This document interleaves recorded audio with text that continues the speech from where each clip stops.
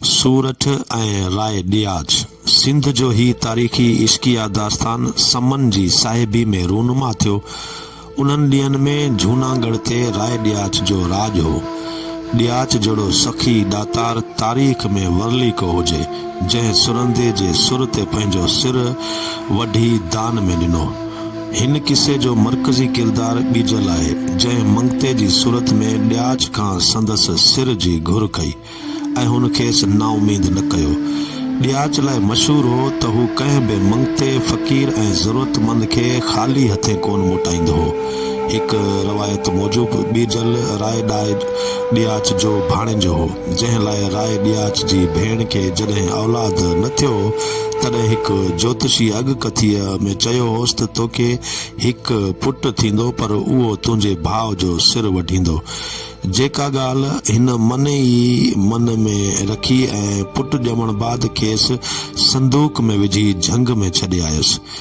रिवायत मूजिबि उहा संदूक हिकु चारण खे हथ लॻी, जंहिं छोकिरे खे पाले निपाए जवान बणायो ऐं पोइ इहो बि चारण बणिजी वियो। ॿीजल वटि जेको सुरंदो हो उहो जादुई तारनि मां जुड़ियल हो ऐं उन जे सुर में अजीब छिक ऐं कशिश हुई।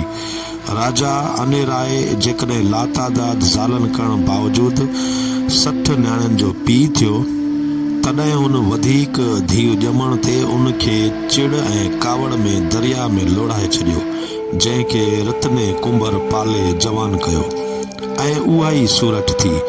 सूरठ जी सूंह जी हाक राजा अनेराय ताईं बि रसी, जंहिं निभागे अणजाण खे अंदाज़ो ई कोन हो त उहा संदसि धीउ आहे ऐं हिन रतने कुंभर खां उन जो संग घुरियो।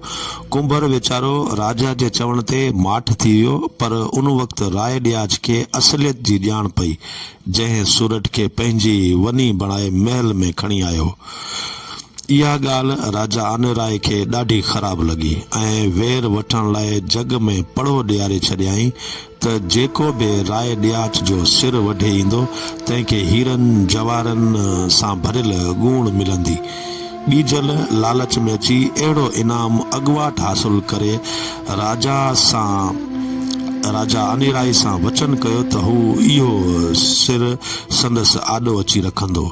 राय ॾियाच साज़ जो वॾो चाहींदड़ हो ऐं फनकारनि ऐं वॼतनि जो वॾो क़दरदान हो। जॾहिं ॿीजल राय ॾियाच जी महल आॾो सुरंदो वॼायो, तॾहिं राय ॾियाच खां अंदरि रहण न पहुतो ऐं हू उन जादुई सुर जे माहिर खे ॾिसण अची वियो। ॿीजल जे सुरंदी ख़तम करण ते राय ॾियाच चयुसि, घुर मंगता छा घुरी? ॿीजल चयुसि, राजा मूंखे माल खां सवाइ ॿियो कुझु घुर्जे। राय ॾियाच वराईंदे चयुसि, हिन दर तां नाउमीद कोन थींदे। ॿीजल इहो ॿुधी राय ॾियाच खां वचन पाणण जी ज़बान वरिती, पोइ संदसि सिर जी घुर कई। राय ॾियाच कॾहिं बि कंहिं सवाली खे नाउमीद कोन मोटायो हो, पर ही अनोखी घुर ॿुधी बजाए परेशान थियण जे हैरान थी वियो। सूरठ मथो पिटी ॿीजल आॾो हथ ॿधी पंहिंजी घुर वापसि वठण लाइ मिनतूं करण लॻी, पर ॿीजल पंहिंजी ज़िद तां कोन लथो ऐं आख़िरकार राय ॾियाच पंहिंजो सिर धड़ खां कोरे छॾियो। ॿीजल इहो सिर खणी राजा अनेराय खे ॾिनो, जंहिं सूरठ खे हासिल करण लाइ रुख रखियो, पर एतिरे ताईं सूरठ पाण खे मच में साड़े सती करे चुकी हुई।